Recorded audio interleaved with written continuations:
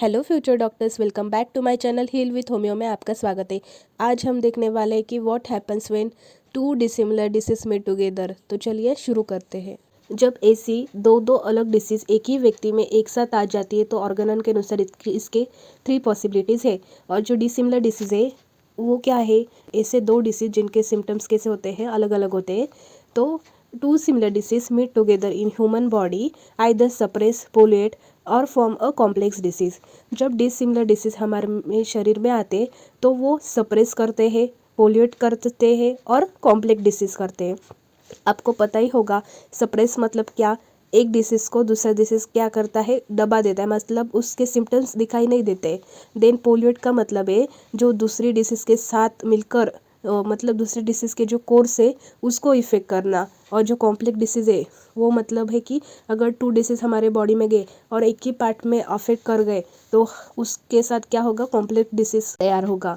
तो अब आगे देखते हैं। The natural law of cure explain that only similar disease can cure a disease. Natural law क्या कहता है कि ओनली सिमिलर डिसीज क्योर हो सकते हैं, 2 dissimilar disease can never cure each other. तो डिसिमिलर डिसीज कभी भी क्योर नहीं हो सकते। देन हम अब देखेंगे पहली पॉसिबिलिटी जो कि सेक्शन 36 में आती है। If the 2 dissimilar disease meeting together in human being be equal strength और if more of it the older one be the stronger. मतलब हमारे ह्यूमन बींग मतलब हमारे बॉडी में अगर 2 डिसिमिलर डिसीज आई और इसकी स्ट्रेंथ भी कैसी है, इक्वल है, और कैसी है, ओल्डर जो है वो कैसी है, स्ट्रॉन्गर है than the new disease. The new disease will be repelled by old one and not allowed to effect it. मतलब अगर पुरानी डिसीज स्ट्रॉन्गर है और उसके बाद एक नई लेकिन डिसिमिलर डिसीज आती है तो पुरानी स्ट्रॉन्गर डिसीज नए डिसीज को क्या करती है, रिपेल करती है। मान दीजिए किसी व्यक्ति को पहले से एक स्ट्रॉन्ग क्रॉनिक डिसीज है, बाद में उसे एक अलग प्रकार का एक्यूट डिसीज होती है। अगर पुरानी डिसीज स्ट्रॉन्गर है तो नई डिसीज शरीर में अपना इफेक्ट नहीं दिखा पाएगी। यही है फर्स्ट पॉसिबिलिटी। तो चलिए सेकेंड पॉसिबिलिटी देखते हैं जो कि सेक्शन 38 में आती है। The new dissimilar disease is the stronger. इसमें क्या है, न्यू डिसीज कैसी है, स्ट्रॉन्गर है। और the disease under which the patient originally लेबर्ड being the weaker will be kept back and suspended by the accession of the stronger one until the latter shall have run its course and then the old one repels alternate। मतलब हम इसका एक एक करके मतलब देखते हैं। जो मतलब जो स्ट्रॉन्गर नई डिसीज़ के आने से पुरानी वीकर डिसीज़ क्या हो गई है, टेम्पररी सस्पेंड हो गई है। Until the latter shawl have run its course. नई डिसीज जब तक अपना पूरा कोर्स पूरा नहीं कर पाती तब तक जो ओल्ड होती है वो क्या होती है, सस्पेंडेड रहती है। जब नई डिसीज़ अपना कोर्स पूरा कर लेती है तो पुरानी डिसीज़ फिर से वापस आ सकती है। यही सेकेंड पॉसिबिलिटी है।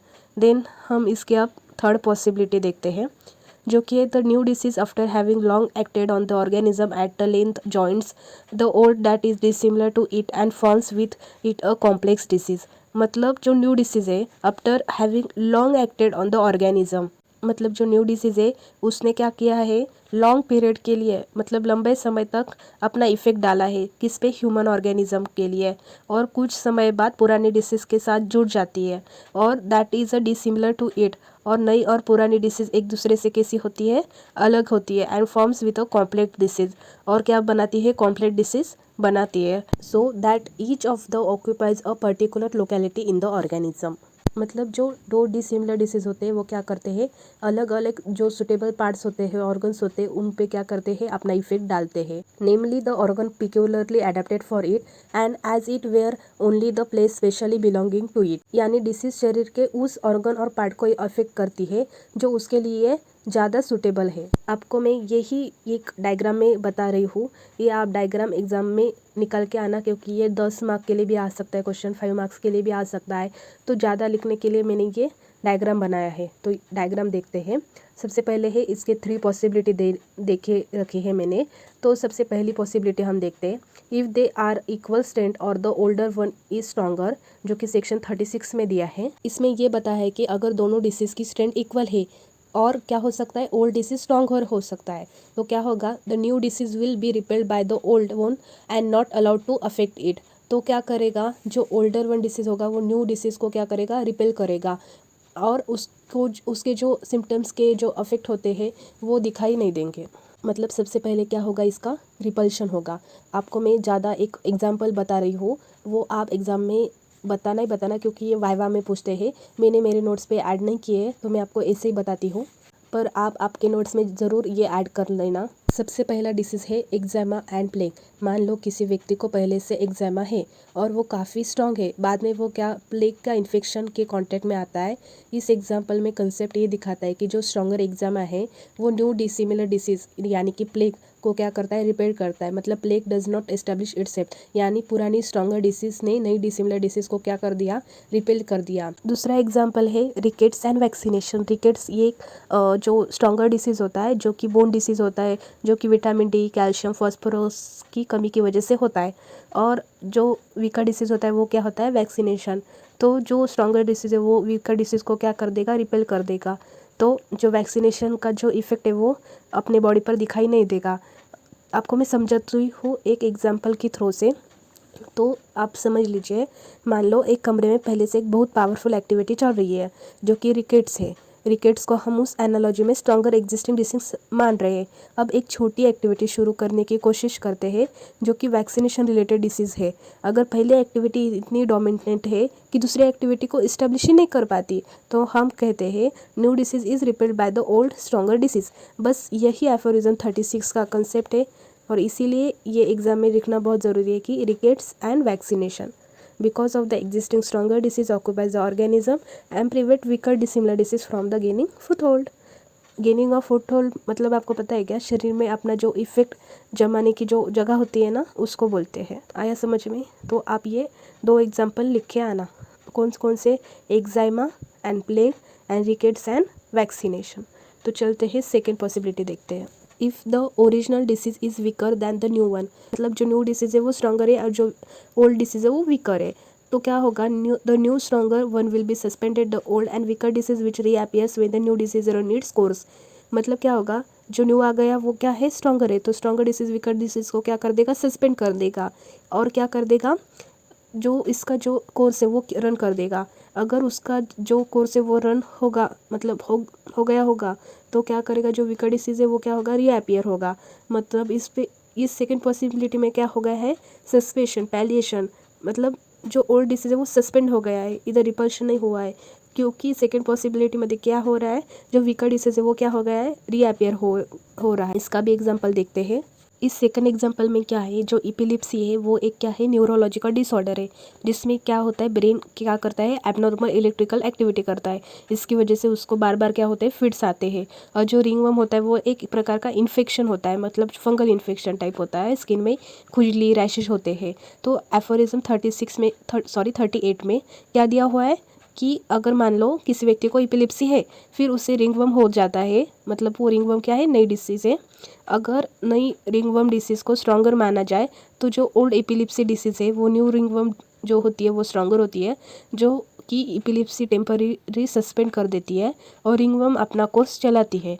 फिर क्या होता है, रिंगवर्म ठीक होने के बाद एपिलेप्सी फिर से दिखाई दे सकती है। यानी यहाँ न्यू डिसीज़ ओल्ड डिसीज़ को रिपेल नहीं करती, बल्कि वो ओल्ड डिसीज़ को टेम्पररी सस्पेंड करती है। सेकेंड देखेंगे हम, ईच एंड स्कर्वी। ऑर्गेनोन ने पुराने टर्मिनोलॉजी में ईच को क्या बोला है, स्कैबिस, जैसे कि खुजली वाली स्किन डिसीज़। स्कैबिस एक पैरासिटिक स्किन इन्फेक्शन है जिसमें बहुत ऐसी इचिंग होती है, स्किन लेजन होता है। और जो स्कर्वी होता है वो विटामिन सी की वजह से होता है, डिफिशियंसी की वजह से होता है। अगर अब सिचुएशन मान लो कि किसी व्यक्ति को पहले से ही ईचिंग है, फिर उससे स्कर्वी हो जाता है और नई डिसीज़ को स्ट्रॉन्गर माना जाए, मतलब कौन सी, स्कर्वी को, तो जो ईचिंग जो वीकर डिसीज़ है उसको क्या करेगी, वो टेम्पररी सस्पेंड करेंगी और स्कर्वी अपना कोर्स पूरा करती है।